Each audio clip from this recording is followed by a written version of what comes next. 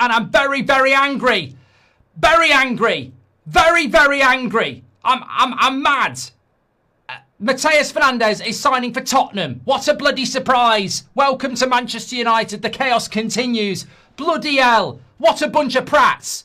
It's bad enough losing to Spurs in a Europa League final. Now we've lost them into a bloody transfer race. What's going on? What is going on? Seriously. Spurs dance on our grave because we are dead. We are a dead club. This is bloody embarrassing. You voted for these idiots as well. You idiots. You bloody idiots. Oh, INEOS, Sir Jim. These idiots are prats. You wanted this. Go back and get the receipts. We don't want Qatar. We don't want Qatar. We want Sir Jim. Well, this is what you get with Sir Jim. A bloody coward. Oh, at the end of the day, we only want market value. We just want market value, you constipated prat. What an idiot. What an absolute idiot. How many times are we going to walk away? Craig David FC. How many times are we going to walk away? I thought we were following the data. Well, at the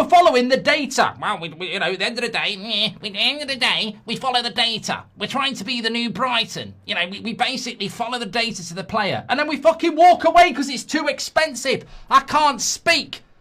I'm passing it over to David Ornstein. Tottenham win race to sign Mateus Fernandes from West Ham. Spurs submitted highest proposal, believed to be 85 million guaranteed, and 21-year-old West Ham midfielder opted to join Tottenham. Numbers beyond where Man United willing to go. Now, we're going to get prats in our fan base that are going to say, well, you know what, it's too much money.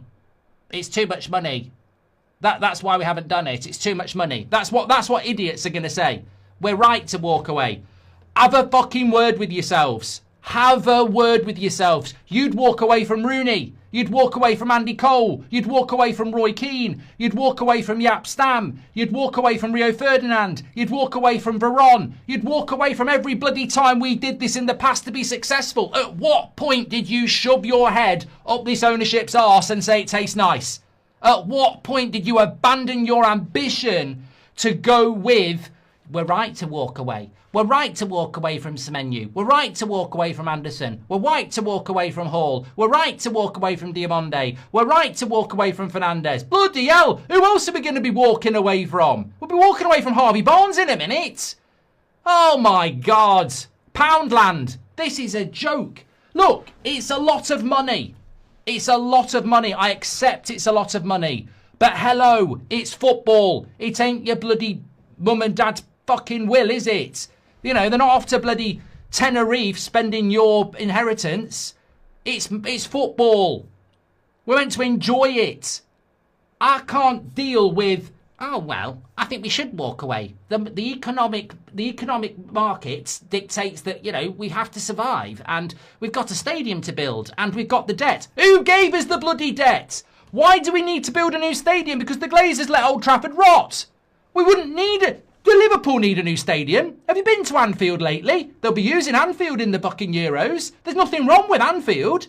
They don't need to spend $2 billion on a stadium. Has anybody figured out how fucking thick it is to have to spend $2 billion on a stadium that we shouldn't even have to spend a penny on because we should have looked after the one we've got? It's like buying a brand new Ferrari and then letting it rust and having to buy another Ferrari. The stadium needs building because the Glazers are crap. We have to balance the book because the Glazers are crap. You know what? Fair play to Mateus Fernandes. He obviously fancies Spurs more than us. Why? Because we're an unambitious bunch of prats. That's why. Then guys, important things to mention about Manchester United. Because, according to my information, there has been a direct contact between Marcus Rashford camp and Manchester United. So, Man United, after welcoming back Marcus Rashford, because Barcelona didn't activate the buy option clause they had in the loan deal negotiated in June 2025, the player returns to Man United, and after taking some time, there were rumours about Tottenham, but this story is not advancing. There are many stories always about Marcus Rashford. The reality is that, as of today, in terms of negotiations with other clubs, the situation is quiet. Barcelona don't exclude the possibility to bring back Marcus Rashford on loan, but Man United don't want to accept a loan. And so now what's happening in the direct contact taking place in the last 24 hours between Marcus Rashford camp and Manchester United, both parties open doors to restarting the process to reintegrate Marcus Rashford into Manchester United squad. And that's an important update because Manchester United informed Marcus Rashford that they would be happy to welcome him back to training, part of the Michael Carrick squad. The manager has changed since Marcus Rashford left. There was Ruben Amorim, now there is Carrick. So they would be happy to integrate him as part of the squad for the pre-season and then see what happens later on the market.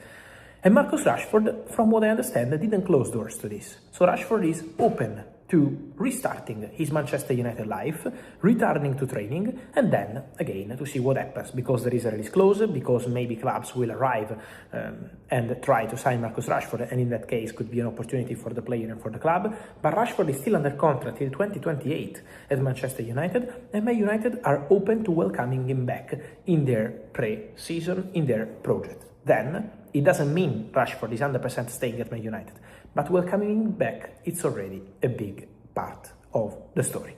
And so, let's see what's going to happen there. Then, many of you asking me how the plans change now with Manu Ugarte injury.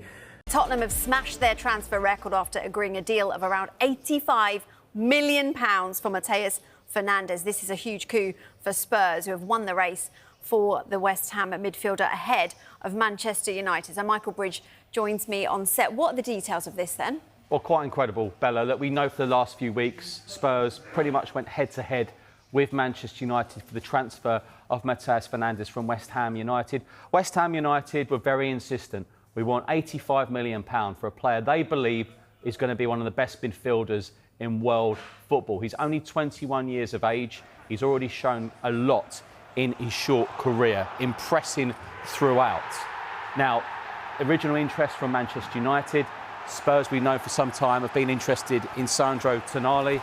But what we do know is that Mateus Fernandes was then interested in Tottenham Hotspur. So it was really a straight fight between Spurs and West Ham United, Manchester United. And it looks as if now that Spurs are going to win the race to sign Mateus Fernandes. Huge breaking news coming out tonight from North London. Spurs have been incredibly busy in the market, and the message is still they are not done yet. Yeah, I mean, this seems like a real big statement of intent, doesn't it? Just put into context how big a deal this is for Spurs. Humongous. I mean, Tottenham's record signing before was Dominic Solanke, around £65 million. They'd signed Mohamed Kudus before, which was big value from West Ham United. But look, Spurs at the end of the season, they said, Vinay Venkatesham and the non-executive chairman Peter Charrington said, we realise that mistakes have been made in the past and that they are going to spend big in the next few windows. Well, look, when you hear that, because of previous deals not always going through with Morgan Gibbs-White, Eberici Eze, there has been some scepticism. But the Jan Paul van Hekke deal, £52 million, that was a real statement of intent. This is a mega statement of intent. Tottenham Hotspur, £85 million. It's a huge deal. And look, you touched on it, but how significant is it that they have beaten Manchester United to his signature? Look, Manchester United are one of the biggest clubs in world football. Sir Alex Ferguson, lads, it's Tottenham. Well, it is Tottenham. It's Tottenham this time around, Bella. So, look, Tottenham are not able to offer Fernandes Champions League football. And it'll get heads scratching. You know, people scratching their heads outside of North London and thinking, why Tottenham Hotspur?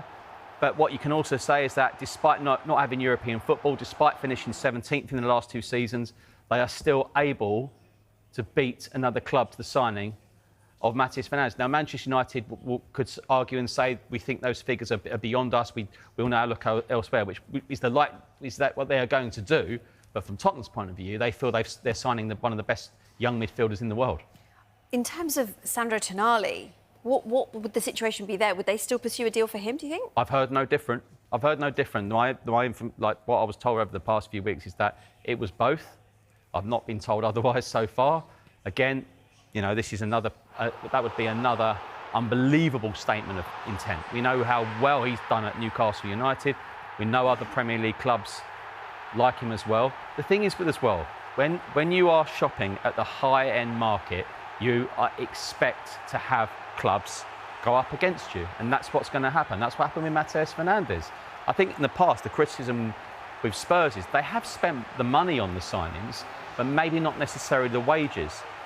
And listening to Vinay Venkatesham during last season, there was that admission that Spurs don't always pay the wages. They pay the fee, but not the wages. And with that, maybe they're not dining at the top table. You're dining at the top table here, Mateus Fernandes. That's a fillet steak right there. So we'll wait and see on the next signings. We'll wait and see. But it's been an unbelievable start to the window in the White Half of North London. What will Spurs fans be feeling about this and the change of what looks like a change of approach? I'd have to be impressed. You know, it was, as I say, it was a really tough season last year. If it wasn't for Roberto De Zerbi and his appointment, it could be West Ham buying a player from Tottenham right now, and Tottenham would be in the Championship. And people have to remember this. Roberto De Zerbi there is literally it's minutes after beating Everton. He is going, wow, I need a holiday. I'm taking it all in. I'm exhausted. But for the last few weeks of the season, he was insisting in press conferences Spurs would be OK. But then injury after injury, ACL after ACL, it wasn't looking good. But they got there in the end. But I have to remind Spurs fans, it could have been so different right now. And none of the Senessis, the Andy Robertsons, the Van Heckers, none of them would have been through the door if Roberto De Zerbi's Tottenham didn't stay up. And now, what a difference. On the flip side, how will United fans be feeling? Because first missing out on Elliot Anderson, now Fernandez. Well, I'm sure we'll find out over the next day or so Manchester United's view on it. I mean, I can't speak for Manchester United, but the way I would see it is that they would probably say financially they think they might have decided that Spurs offered a better package.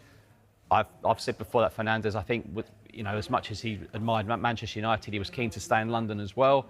But of course, it's one where Manchester United, Michael Carrick, look, they've got the Champions League next season. They've got double the amount of games next season than they had last season. So it'd be interesting to see where they go from here, because they obviously need to bring in midfielders as well. They had Manuel Ugarte, a terrible injury. He suffered at the World Cup. So we know they're looking for midfielders. So the message is pretty clear. We might have the World Cup going on, but we are well underway in this transfer window. Well underway. In terms of Fernandez, what is he going to bring to Spurs?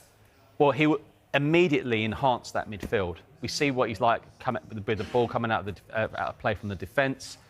I'm told he's pretty good. He's brilliant at pretty much everything. I must say as well, he is still very young. He wasn't at the World Cup. And this is another reason why this deal has been able to sort of happen as well at the moment. So West Ham are due for pre-season training on Monday. Of course, the likelihood is he was never going to attend on Monday. It was either going to go to Manchester United or Spurs. The murmurings we were getting is that this was going to get done by the end of the week. Now, it looks like it's getting done now, and it looks like Fernandez is heading to North London and Tottenham Hotspur, which is honestly, Spurs fans are still shocked by it, Bella. They really will be. And I think our next guest will be just as shocked as well.